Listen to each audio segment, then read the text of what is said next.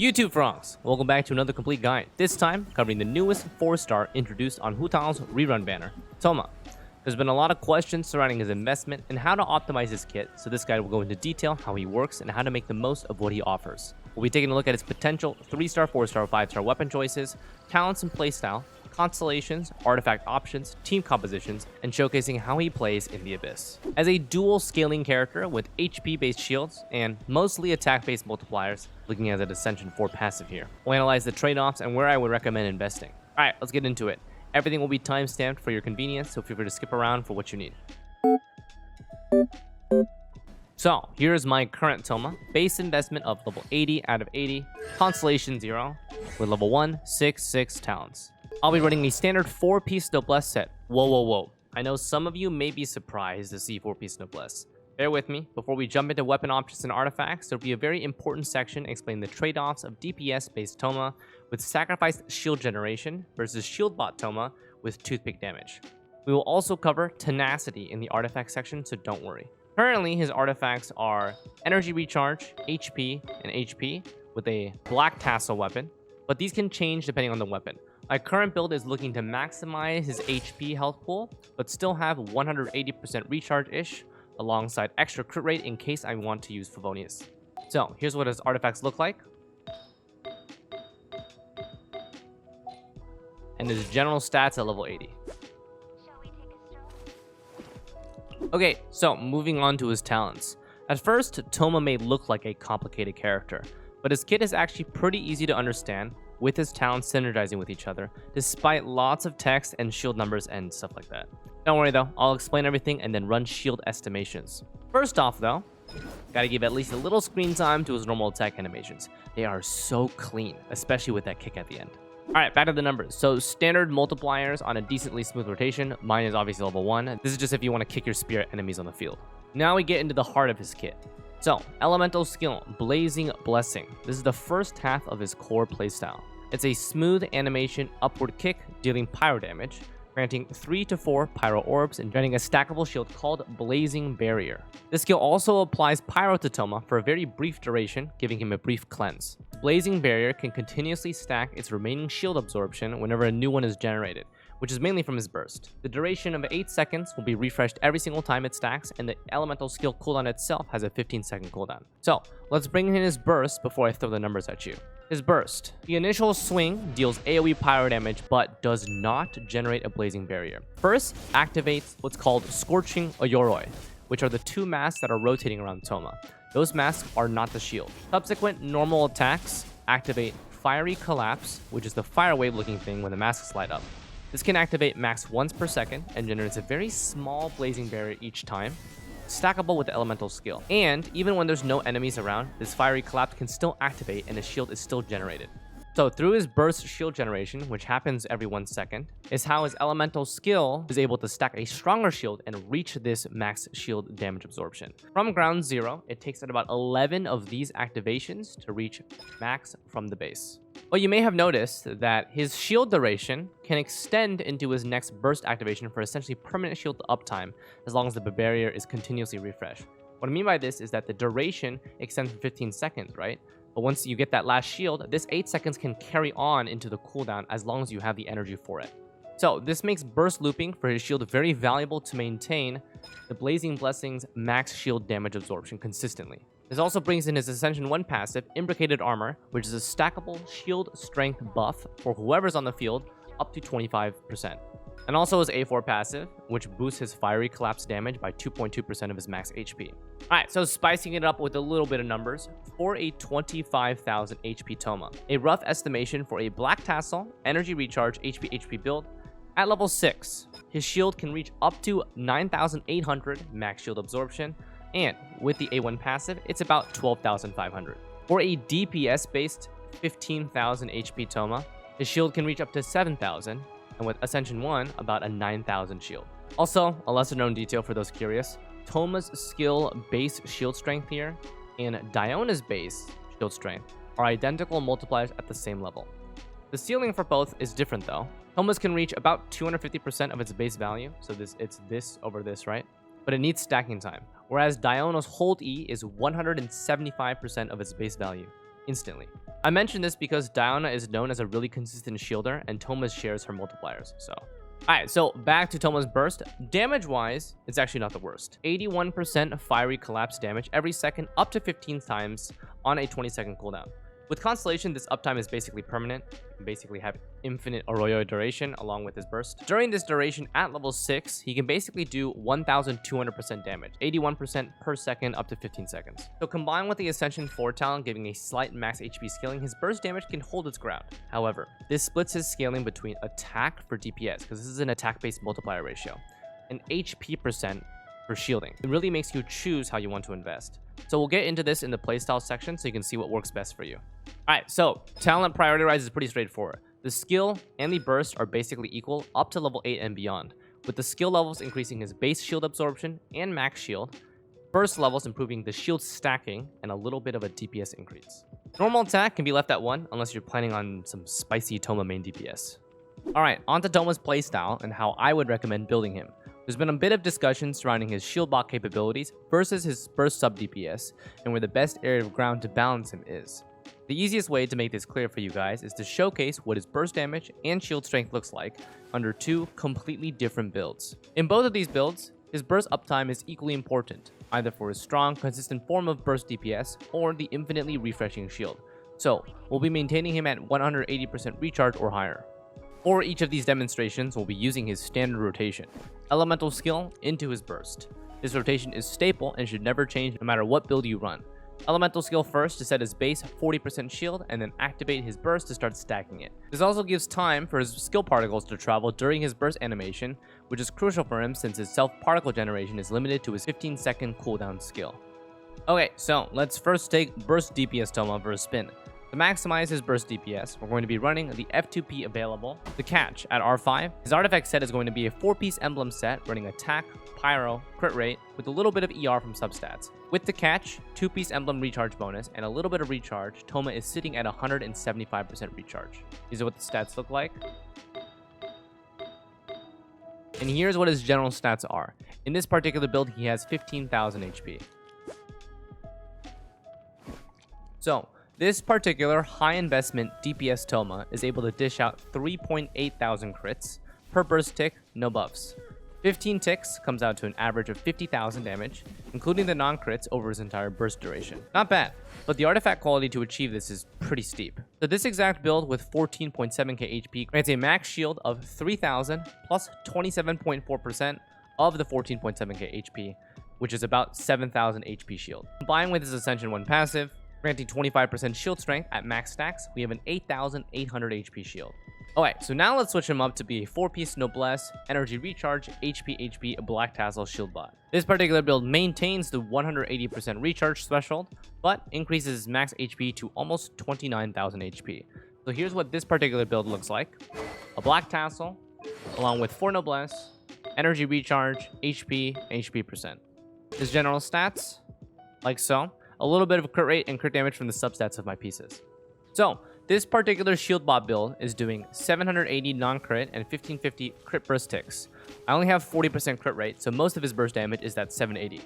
On average, with this build, his full burst rotates about 20,000 damage, a 60% loss compared to the DPS build. His max shield now, with the 29,000 HP though, comes out to be 3,000 plus 27.4% of it, or 11,000 HP. With the A1 passive shield strength, this ekes out to an almost 14,000 shield strength. So, the conversion is nearly even. 60% damage loss to a burst, but about 60% increase to his shield amount. So, if we sacrifice his recharge timepiece and went for a triple HP main stat build on top of Black Tassel, my Thoma would probably be around 34,000 HP. But right now, I just switched it and I have 32,000 HP because my base HP is lower. His max shield strength here comes out to be about 12,300 HP, assuming this was 34k, or 15.4 with the A1 passive. Now, regardless of how weak or strong it is compared with the HP, because I'm 32,000, which is lower than I expected, this is only about 10% stronger at the best value than an AR HP build, but his recharge is only 130. Maintaining Thoma's burst uptime with that recharge will prove extremely difficult, so I'd highly recommend either running Energy Recharge Weapon with triple HP or Black Tassel, Energy Recharge HP for Shield Bot Thoma. So, that's how his two builds compare. In my opinion, the artifacts that went into the burst DPS build would probably find a lot more value on a dedicated sub DPS. Not only that, but I had to use the catch R590 to reach that threshold of damage. Shieldbot Thoma, on the other hand, with a 3-star weapon and HP-based artifacts, is generally much lower in investment and easier to obtain than a perfect crit substat build. I find this also to be a much more satisfying build path for him, since his shield is fairly strong, and as long as his burst loops, it can be up and refreshed strength infinitely. For a certain pyro DPS that he supports, this can actually prove to be very valuable, but we'll get into that when we talk about his compositions. Okay, time for weapon options. Now that we've gone over his general playstyle, this section is going to be much less number heavy than other guides and focus on viable weapon options in either playstyle.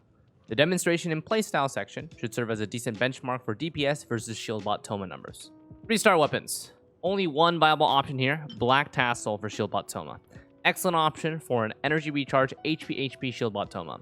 Also, extra damage for slimes if you're into that, I guess. 4-star weapons. First for Shieldbot Thoma, Favonius Lance. All you need is to get a little bit of crit rate from the substats and auto if necessary before swapping for the orb generation. For Favonius Lance, consider an HP crit build to maximize value from the orb passive. Otherwise, if you have enough from substats, triple HP main stat for the most bulk. Think identical to the Favonius Diona build. Because this weapon has a lower energy recharge stat than other weapons, you might need more energy recharge substat from your artifacts. Paradigm Star Glitter. This is strictly just for the recharge stat stick. And lastly, Sacrificial Lance. If it existed in the game. Just imagine, it would be so perfect for his build, since his shield stacks, right? So you can EQE immediately and get 80% of his max shield, and it takes less stacks to max out, and it would also help so much with his energy issues, but we don't have one. And who knows if we'll ever get one. DPS-based Thoma. So, Deathmatch, Blacklift, Lithic, they're all options, but you'll need an energy recharge timepiece to compensate for the lack from weapon. Lithic is much worse because he does not count as a leader character, so you can max only get 3 stacks from his teammates. Waybreaker's Fin with high energy cost team comps. This weapon will be pretty hard to build around for him though, so it will need higher quality artifacts. And the catch. It's a free perfect choice for a burst DPS Thoma, and also what I use to demonstrate in my playstyle section, but you're probably using this on Xiangling or Raiden Shogun, and it should honestly stay on those two. 5-star weapons. So, Engulfing Lightning and Jade Spear. If you want to use these weapons, then you know what you're doing. I generally wouldn't recommend them though. Jade Spear needs on-field hit counts in order to maximize its passive, and Engulfing Lightning is really just super beneficial for Raiden Shogun. Skyward Spine, high base attack, has a recharge secondary, and a slight crit rate boost passive. It's a stat stick for either Shieldbot or a DPS Thoma. Not the best choice, but it's always an option. And then Staff of Homa. So, this is the weapon that he may not get, but definitely deserves. A Chad weapon for a Chad character. Grants an HP boost and massive crit damage stat stick. Most often will not be able to activate the less than 50% HP threshold, but that's okay. It's advisable to run an energy recharge timepiece with Homa to maintain the burst uptime. And that's it. Should be a pretty concise section on his viable weapons. No need to get super fancy here. Number charts would be overkill.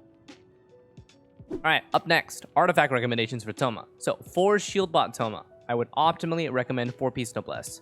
This is the standard for pure support-based characters that cannot utilize 4-piece tenacity that well. And unfortunately for Thoma, his elemental skill does not provide consistent damage ticks to have the 4-piece tenacity passive for longer than 3 seconds. Shield supports will try to use 4-piece tenacity first, but some don't make the cut and aren't as consistent, namely Diona and Thoma versus Zhongli, for example. Now, other 2-piece options for Shieldbot Thoma: 2-piece tenacity for the 20% HP, and 2-piece emblem for the 20% recharge. So these are the really only ones that matter for him, so feel free to just use a 2-piece of one of those two, and then 3 random off pieces as long as they provide the stats that you need. And yes, to answer a common question, I would value the 4-piece Noblesse team buff over a 2-piece tenacity 2-piece emblem, because a 20% attack for teammates is much more valuable than those individual stats for him. And also, as a reminder, do not use 2-piece retracing bolide. 2-piece set effect that increases shield strength by 35% is only for the active character that has the set on. The minute you swap to another character that does not have 2-piece retracing bolide, the shield strength is lost. The only current artifact set that buffs the whole team's shield strength is 4-piece tenacity, and you can see the difference in the set description. Okay, so for burst DPS Thoma, 4-piece emblem set is going to be the strongest option, providing the much needed 20% recharge along with the conversion to burst damage. As a high energy cost burst haver, Thoma is 80. Higher recharge is valuable, which in turn means emblem gets more value. 4-piece Noblesse, by the way, is still a solid option, while also still maintaining that team buff. And then 2-piece Crimson and 2-piece Noblesse for a weaker version of the 4-piece emblem. So other 2-piece options include the standard 2 Shimenawa and 2 Gladiator for the attack percent. For newer players, I would recommend running Shield Bot HP-based Thoma to simplify his artifacts so you can focus on gearing up your main DPS. So for main stats, Shield Bot Thoma is either going to be running Energy Recharge, HP, or triple HP percent. Depends on the weapon granting recharge or not.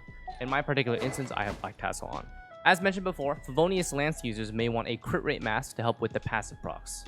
So for a burst DPS based Thoma, I ran attack percent, pyro damage, and crit rate for the maximum burst damage. But if you want a mixture, you can run HP percent on the timepiece with an energy recharge weapon, or you can run energy recharge timepiece with an HP based weapon like the Staff of Homa.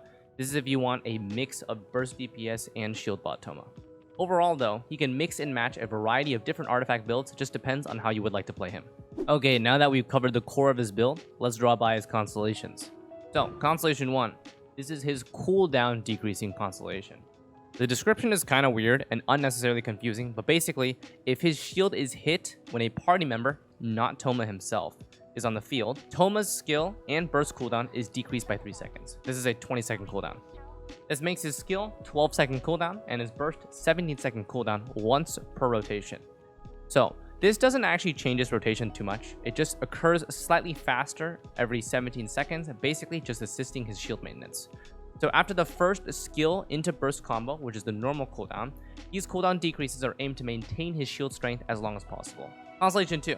So his burst is 3 seconds longer to an 18-second duration. Combined with Constellation 1, his burst is now an 18-second duration with a 17-second cooldown. I view this as an extension of his shield maintenance, adding in true 100% uptime of his burst on cooldown. Constellation 3, plus 3 levels to his skill, pretty straightforward. This improves his base and max shield strength. 3 levels is about 20% to everything, damage and shield.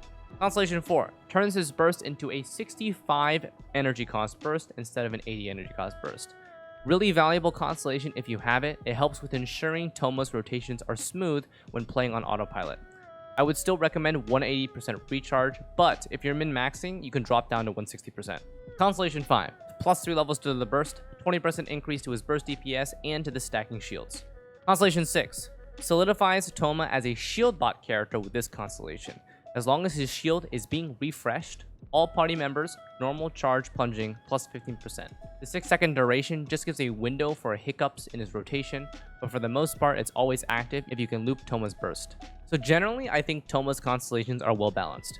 Cooldown decrease and uptime in the early stages of 1 and 2, with an energy boost and a team buff at the later stages of 4 and 6. And if you notice, his constellations are not DPS focused, but more improvements to maintaining his shield uptime.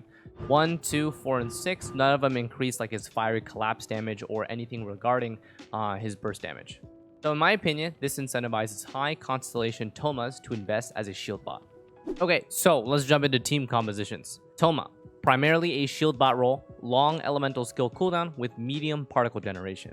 Can't self-sustain burst uptime. Attacking shields are activated with normal attacks only. So this breakdown has us primarily use Thoma in dedicated pyro DPS situations to assist with burst uptime and with normal attackers to activate his burst shields. So pyro DPS wise, we have Xlice, Hu Tao, Yoimiya, and Diluc as excellent catalysts for his playstyle. Each of these characters either uses normal attacks primarily or weaves them into their respective combo. For reverse vaporize situations, pairing any of these pyro DPS with Xingqiu alongside Thoma works well. Thoma's burst may steal about 10 to 20% of the vaporize procs, but generally that comes out to be worth it since you're able to slot in an Anemo character in the 4th slot for Viridescent Venerer Shred. Now Kazuha is a perfect pair for Thoma here. He's able to buff allies and debuff enemies at the same time after Thoma's skill to burst lead. The Thoma sacrifices a lot of DPS in this composition because typically it'd be Pyro DPS, Xiangling, plus Bennett, and with Kazuha. The benefit that Thoma brings is anti-flinching with his constant shield generation. Whether that loss of DPS makes up for his shield generation and fluid combos for Xlice and Hu Tao, for example, is up to you. So the benefit that Thoma would bring is anti-flinching with his constant shield generation. Whether that loss of DPS, though, makes up for his shield generation and fluid combos for Xlice and Hu Tao, for example, is up to you. Friendly reminder that C6 Sucrose is pretty close to Kazuha for Mono Pyro, for those that don't have Kazuha. Now, for other compositions, can he fit into the national team with Xiangling, Xingqiu, Bennett, plus an Anemo or Raiden Shogun? Yes, he can, but a huge sacrifice to DPS potential. So whether or not he replaces the Anemo Raiden or Bennett, can't replace Xiangling or Xingqiu as they are core to this team comp, the team is losing out on massive amounts of DPS from either Anemo Iridescent Shred, burst uptime from Raiden Shogun, or attack transfer from Bennett in exchange for his shield. So, can he fit into the Tartag Vaporized team comp? So yes, but also a huge sacrifice for the same exact reason. Tartag Vaporized team comp utilizes both Xiangling and Bennett usually, and really values the grouping CC for the last slot since Tartag's potential is in his AoE. Thoma replacing one of these Pyro is a massive loss of DPS. Typically, he'd only be able to replace Bennett because Xiangling is needed for the reverse Vaporize on her burst. So although Thoma can fit into these team comps, I would not recommend it at all. I would stick with dedicated Pyro DPS team comps, and he shines the most when paired with Hu Zhao, Yoimiya, and Klee, where his shield preventing interruptions becomes much more valuable than what can be seen on paper. Alright, let's showcase some compositions. We'll drop by Abyss Floor 12 and demo some of the comps that I mentioned. All these comps work with Sucrose over Kazuha, with Sucrose preferably at C6. Cue the music, Mr. Cope.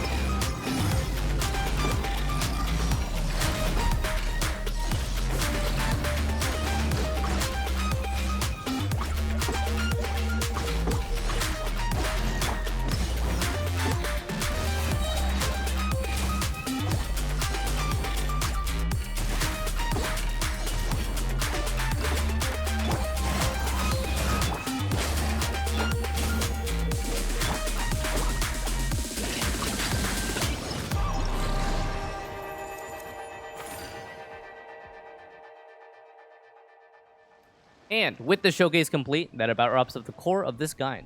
With a potentially infinite duration shield, Thoma excels at protecting his team members from constant interruptions. With a low investment build available for his shield bot potential, and beautiful snappy animations from all parts of his kit, he's happy to join whatever adventure the team needs, including a casual lunch. If this guide helped you understand Thoma a little better, consider liking the video and subscribing to the YouTube channel for more similar content. It's free and I'd really appreciate it. I also stream nearly every day on my Twitch channel, so if you're interested, check out the link in the description below. Thanks for watching, and I wish that everyone's still trying to pull Thoma the best of luck. We'll see you on the next one. Take care.